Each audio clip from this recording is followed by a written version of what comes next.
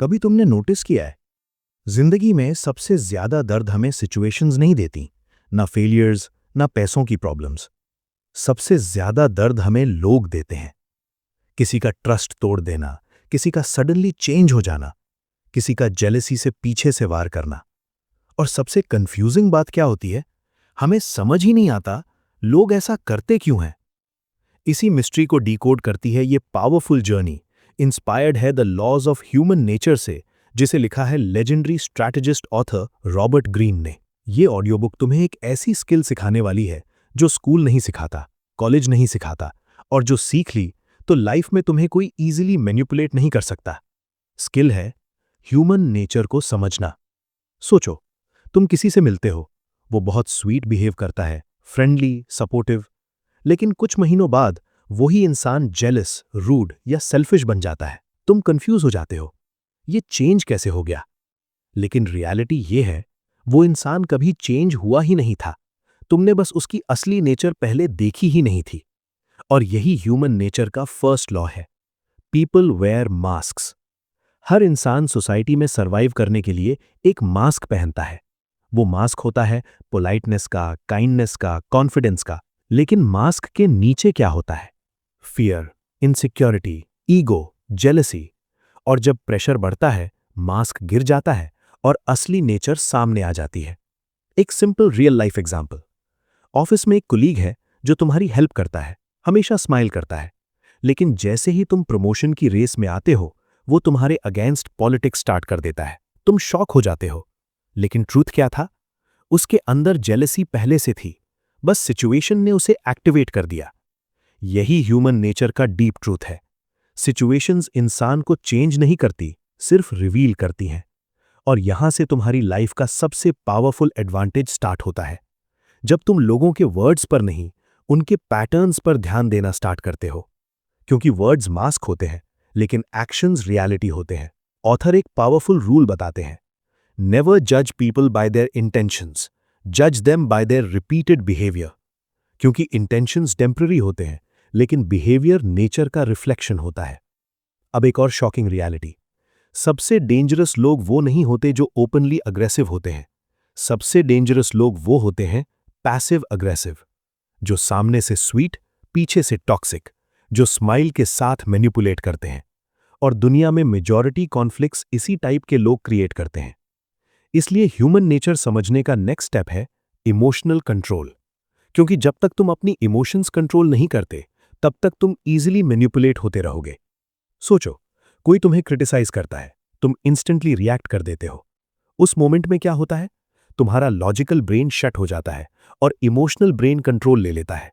और वही मोमेंट होता है जब लोग तुम्हें कंट्रोल कर सकते हैं। पावरफुल लोग क्या करते हैं? वो रिएक्ट नहीं करते, वो ऑब्जर्व करते हैं।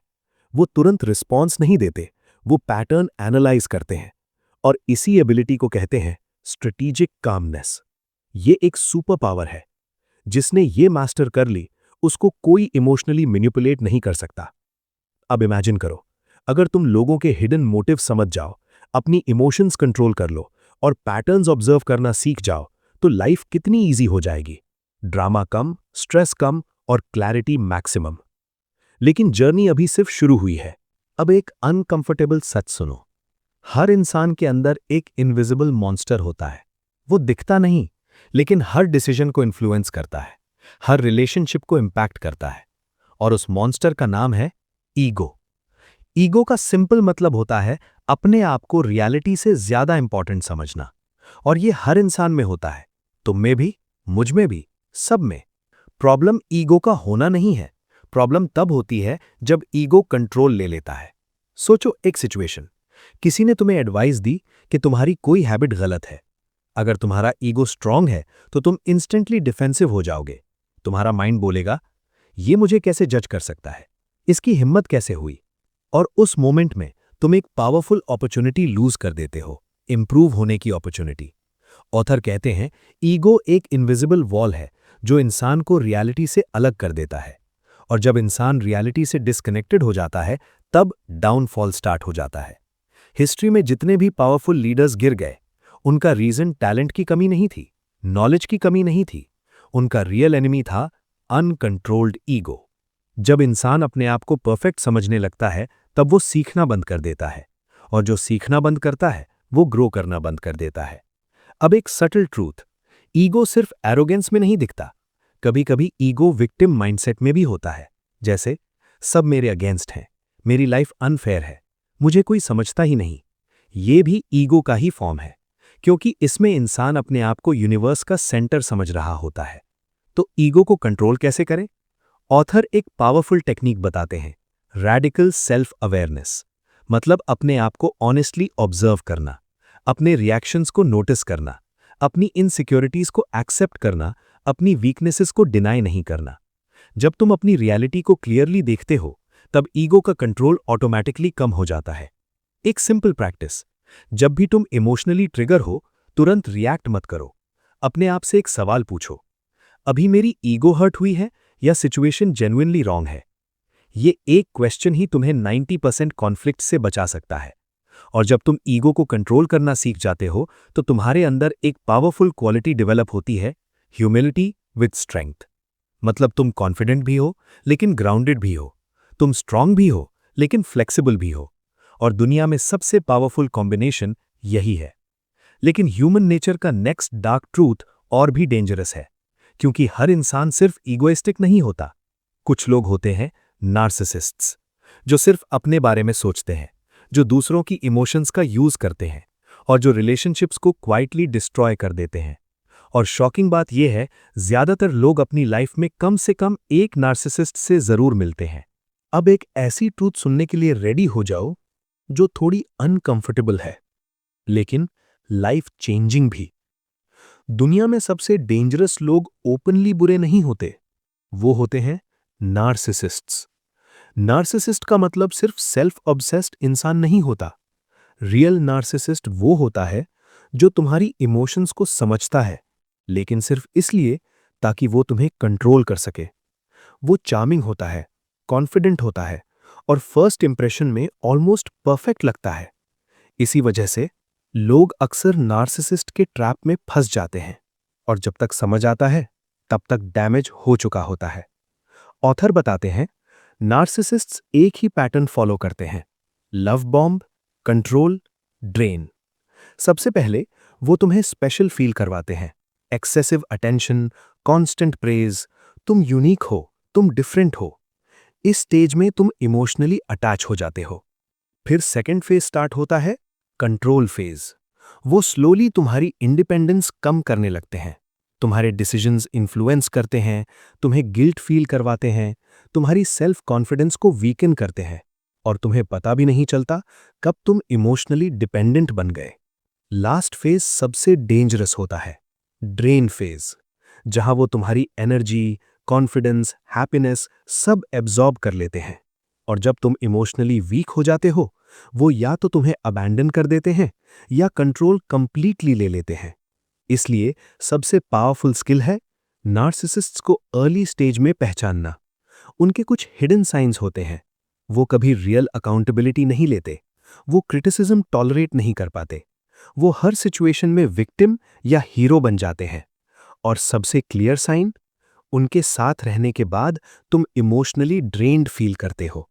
अब एक पावरफुल प्रोटेक्शन रूल। ऑथर कहते हैं, never try to change a narcissist, क्योंकि नार्सिसिज्म कोई हैबिट नहीं, वो पर्सनैलिटी पैटर्न होता है। उन्हें चेंज करना ऑलमोस्ट इम्पॉसिबल होता है। बेस्ट स्ट्रैटेजी क्या है?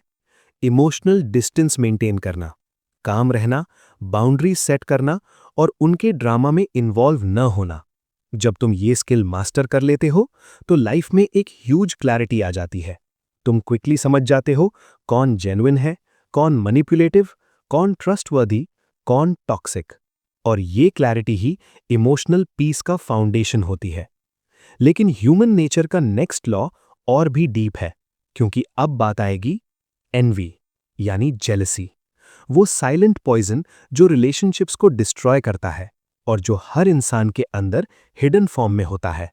अब एक और सच, जो ज्यादा लोग कभी एक्सेप्ट नहीं करते। हर इंसान के अंदर जेलसी होती है। हाँ, हर किसी के अंदर। चाहे वो कितना भी पॉजिटिव दिखे, कितना भी सपोर्टिव बिहेव करे, अंदर कहीं ना कहीं कंपैरिजन का एक साइलेंट वॉइस होता ही है। जेलसी का नेचर बहुत स्ट्रेंज होता है। ये ओपनली अटैक नहीं करती, ये क्वाइटली ग्रो करती है, जैसे धीरे धीरे जमीन के अंदर फैलता हुआ पॉइजन। और सबसे शॉकिंग बात, लोग स्ट्रेंजर्स से नहीं, सबसे ज्यादा जेलस होते हैं अपने क्लोज लोगों से, फ्रेंड्स, कलीग्स, रिलेटिव्स, क्योंकि कंपैरिजन सिर्फ उन्हीं से होता है जो हमारे लेवल के होते हैं। सोचो, एक फ्रेंड है जो तुम्हारे साथ ही स्ट्रगल कर रहा था, फिर एक दिन वो सडनली सक्सेसफुल हो जाता है। उस मोमेंट में तुम खुश भी फील करते हो, लेकिन अंदर एक अजीब सा डिस्कंफर्ट भी होता है। ये डिस्कंफर्ट ही एनवी का सीड होता है।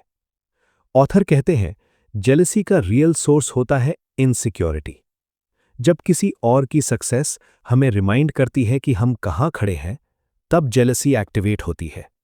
और इसी वजह से लोग ओपनली जेलस नहीं होते, वो इनडायरेक्ट बिहेवियर दिखाते हैं, जैसे तुम्हारी अचीवमेंट्स को डाउनप्ले करना, सार्कास्टिक कॉम्प्लीमेंट्स देना, तुम्हारी फेलियर्स पर सीक्रेटली खुश होना। ये सब एनवी के हिडन साइंस होते हैं।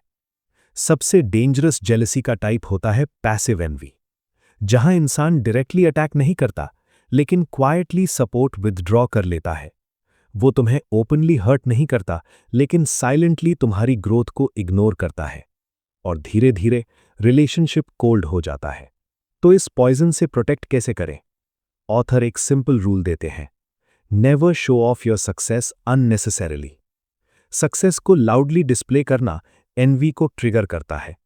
इसका मतलब ये नहीं कि तुम अपनी अचीवमेंट्स हाइड करो, मतलब ये है ग्रेसफुल रहो, हम्बल रहो, और दूसरों की फीलिंग्स का अवेयरनेस रखो। और सबसे पावरफुल एंटीडोट क्या है जेलसी का? Self focus. जब तुम अपनी ग्रोथ पर कॉन्सेंट्रेट करते हो, अपने गोल्स पर, अपनी जर्नी पर, तब कंपैरिजन ऑटोमैटिकली कम हो जाता है। और जहां कंपैरिजन खत्म, वहां जेलसी भी खत्म। एक और डीप ट्रूथ, जेलसी को कंप्लीटली एलिमिनेट नहीं किया जा सकता, लेकिन उसे कंट्रोल किया जा सकता है, अवेयरनेस के थ्रू। जब तुम जेलसी को ऑब्जर्व करते हो, उसको डिनाई नहीं करते, तब वो स्लोली वीक हो जाती है। और जब तुम एनवी को समझ जाते हो, तो तुम एक पावरफुल इमोशनल शील्ड डेवलप कर लेते हो। तुम दूसरों की सक्सेस से थ्रेटन नहीं होते, तुम इंस्पायर होते हो। और यही माइंडसेट लॉन्ग टर्म हैप्पीनेस का फाउंडेशन होता है। अब ह्यूमन नेचर का नेक्स्ट लॉ और भी फैसिनेटिंग है, क्योंकि अब बात आएगी सेल्फ सैबोटाज की। वो हिडन पैटर्न्स जो इंसान को सक्सेस के बिल्कुल पास लाकर फिर उसे खुद ही डिस्ट्रॉय कर देते हैं। कभी तुमने नोटिस किया है, कभी कभी इंसान की लाइफ में सब कुछ ठीक चल रहा होता है, अपॉर्चुनिटीज मिल रही होती हैं, प्रोग्रेस हो रही होती है, और फिर अचानक वो खुद ही ऐसे डिसीजंस लेने लगता है जो उसकी सक्सेस को डिस्ट्रॉय कर देते हैं। जैसे लास्ट मोमेंट पर गिव अप कर देना, इंपॉर्टेंट चांस मिस कर देना, या गलत लोगों पर ट्रस्ट कर लेना। और बाद में वो खुद ही कहता है, पता नहीं मैंने ऐसा क्यों किया। इस फिनोमिनन को कहते हैं सेल्फ सैबोटाज। ऑथर बताते हैं, सबसे बड़ा एनिमी बाहर नहीं होता, वो हमारे अंदर होता है, और उसका नाम है हिडन नेगेटिव पैटर्न्स। ये पैटर्न्स बचपन से डेवलप होते हैं, पास्ट एक्सपीरियंसेस से और उन बिलीफ्स से जो हमने अननोइंगली एक्सेप्ट कर लिए। सोचो, अगर बचपन में किसी को बार बार ये बोला गया हो, तुम स्मार्ट नहीं हो, तो बड़े होके जब भी वो सक्सेस के पास आएगा, उसका सबकॉन्शियस उसे पुश करेगा, तुम डिजर्व नहीं करते, और वो अननोइंगली मिस्टेक्स करने लगेगा। यही सेल्फ सैबोटाज का रियल मैकेनिज्म है। कॉन्शियस माइंड सक्सेस चाहता है, लेकिन सबकॉन्शियस माइंड उसे रेजिस्ट करता है। और जब ये इंटरनल कॉन्फ्लिक्ट होता है, इंसान खुद ही अपनी ग्रोथ ब्लॉक कर देता है। ऑथर एक पावरफुल कॉन्सेप्ट बताते हैं, शैडो सेल्फ। मतलब पर्सनैलिटी का वो हिडन पार्ट जो हम एक्सेप्ट नहीं करना चाहते। एंगर, जेलसी, फियर, इनसिक्योरिटीज, हम इन इमोशंस को सप्रेस कर देते हैं। लेकिन सप्रेस्ड इमोशंस डिसअपियर नहीं होते, वो शैडो बन जाते हैं। और जब प्रेशर बढ़ता है, शैडो कंट्रोल ले लेता है। इसी वजह से कुछ लोग सडनली एक्सप्लोड कर देते हैं, कुछ लोग अनएक्सपेक्टेड बिट्रे कर देते हैं, कुछ लोग सक्सेस के मोमेंट पर सेल्फ डिस्ट्रक्ट कर देते हैं। ये सब शैडो सेल्फ का इफेक्ट होता है। तो सॉल्यूशन क्या है? ऑथर कहते हैं, अवेयरनेस इज द क्योर। जब तुम अपनी शैडो को एक्सेप्ट करते हो, अपने डार्क इमोशंस को ऑनेस्टली देखते हो, तब वो वीक हो जाती है। और जब शैडो वीक, तब सेल्फ सैबोटाज खत्म। एक सिंपल प्रैक्टिस, हर दिन खुद से पूछो, मैं अभी किस फियर से ड्रिवन हूं? मैं किस इनसिक्योरिटी से रिएक्ट कर रहा हूं? ये क्वेश्चंस तुम्हें अपने सबकॉन्शियस को समझने में हेल्प करते हैं। और जब तुम अपने हिडन पैटर्न्स समझ जाते हो, तो तुम्हारी लाइफ में एक ह्यूज शिफ्ट आता है। तुम विक्टिम से क्रिएटर बन जाते हो। अब तुम सर्कमस्टेंसेस को ब्लेम नहीं करते, तुम अपनी चॉइसेस को कॉन्शियसली डिजाइन करते हो। और यही ह्यूमन नेचर का अल्टीमेट गोल है, अपने माइंड को एनिमी से एलाय बनाना। क्योंकि सबसे पावरफुल इंसान वो नहीं होता जो दूसरों को कंट्रोल करता है। सबसे पावरफुल वो होता है जो खुद को कंट्रोल करता है। अब जर्नी अपने फाइनल फेज में एंटर कर रही है, क्योंकि नेक्स्ट पार्ट में तुम जानोगे ह्यूमन नेचर का अल्टीमेट लॉ, कैसे एम्पैथी और अंडरस्टैंडिंग तुम्हें अनस्टॉपेबल बना देती है, और कैसे तुम लाइफ में ट्रू इन्फ्लुएंस क्रिएट कर सकते हो। अब इस जर्नी के लास्ट स्टेज पर एक ऐसा ट्रूथ आता है जो शायद सबसे सिंपल है, लेकिन सबसे पावरफुल भी। ह्यूमन नेचर को समझने का अल्टीमेट गोल लोगों को कंट्रोल करना नहीं, उन्हें डीपली समझना है। ज्यादातर लोग लाइफ में एक मिस्टेक करते हैं, वो सिर्फ अपनी पर्सपेक्टिव से दुनिया को देखते हैं। उन्हें लगता है मैं सही हूं, मेरा रिएक्शन जस्टिफाइड है, दूसरे गलत हैं। लेकिन रियलिटी क्या होती है? हर इंसान अपनी स्टोरी का हीरो होता है। हर इंसान अपने फियर्स, अपनी इनसिक्योरिटीज, अपने पास्ट वूंड्स के अकॉर्डिंग बिहेव करता है। सोचो, कोई इंसान रूड बिहेव करता है, तुम्हें इग्नोर करता है, या अननेसेसरी अग्रेसिव होता है। नॉर्मली तुम क्या करते हो? रिएक्ट करते हो, एंग्री हो जाते हो, डिस्टेंस बना लेते हो। लेकिन जब तुम ह्यूमन नेचर समझ लेते हो, तब तुम एक डिफरेंट लेंस से देखते हो। तुम सोचते हो, इसके बिहेवियर के पीछे का फियर क्या होगा, इसकी इनसिक्योरिटी क्या होगी। और जैसे ही तुम ये पर्सपेक्टिव अडॉप्ट करते हो, एक पावरफुल ट्रांसफॉर्मेशन होता है। रिएक्शन एम्पैथी में चेंज हो जाता है। एम्पैथी का मतलब वीक होना नहीं होता। एम्पैथी का मतलब होता है दूसरों के इमोशंस को समझना, लेकिन उनसे कंट्रोल ना होना। ये एक बैलेंस्ड पावर है। जब तुम एम्पैथी डेवलप कर लेते हो, तो लोग नेचुरली तुम्हारी तरफ अट्रैक्ट होने लगते हैं, क्योंकि दुनिया में सबसे रेयर चीज है कोई जो ट्रूली समझता हो। और यही रियल इन्फ्लुएंस का सीक्रेट है। इन्फ्लुएंस लाउड बोलने से नहीं आता, अथॉरिटी दिखाने से नहीं आता। इन्फ्लुएंस आता है ट्रस्ट से, अंडरस्टैंडिंग से, इमोशनल इंटेलिजेंस से। जब तुम ह्यूमन नेचर को डीपली समझ जाते हो, तो लाइफ में 3 ह्यूज चेंजेस आते हैं। 1, तुम ईजिली मैनिपुलेट नहीं होते। 2, तुम टॉक्सिक लोगों को क्विकली आइडेंटिफाई कर लेते हो। 3, तुम रिलेशनशिप्स में क्लैरिटी और पीस फील करते हो। और धीरे धीरे तुम्हारा माइंड एक बैटलफील्ड से एक पीसफुल कंट्रोल रूम बन जाता है। अब एक लास्ट विजुअलाइजेशन।